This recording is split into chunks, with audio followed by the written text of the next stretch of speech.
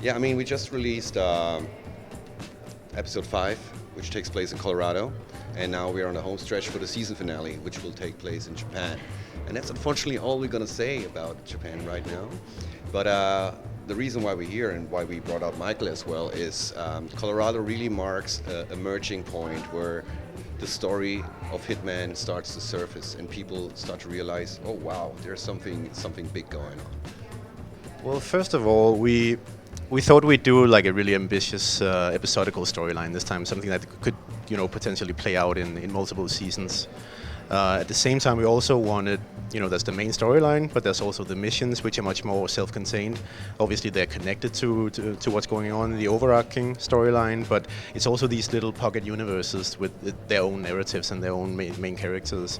So it's really, there's these two layers of storytelling, one that's similar to a TV series and one that's much more unique to games, especially a incredibly complex game such as Hitman.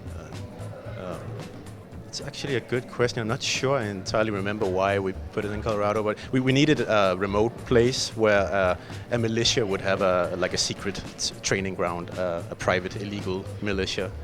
And we got this concept of globetrotting. We wanted to kind of get all over the place. So we chose a U.S. location for like a rural U.S. location. Yeah, we definitely wanted to go to the US, but we also wanted to do something that's a bit different. You wouldn't expect that you go on a farm in Colorado, and it was one of the main reasons as well.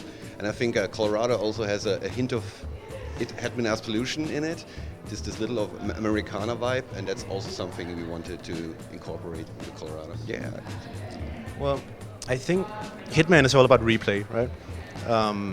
And in a way, the episodic model, it feeds very nicely into the whole into replay, because you can't just progress. You can't just complete a mission and move on to the next one indefinitely. You have to wait for the next one, which actually allows players to discover all the content that's actually in there. If you just play it through once and move along, then maybe you've uncovered 5% of what's actually in there.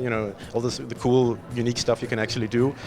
So in a way, it's like we're reschooling players a little bit, to discover what Hitman is actually about, because you can't just progress whenever you want. So you have to dive in, and that's when people realize how deep the game actually is.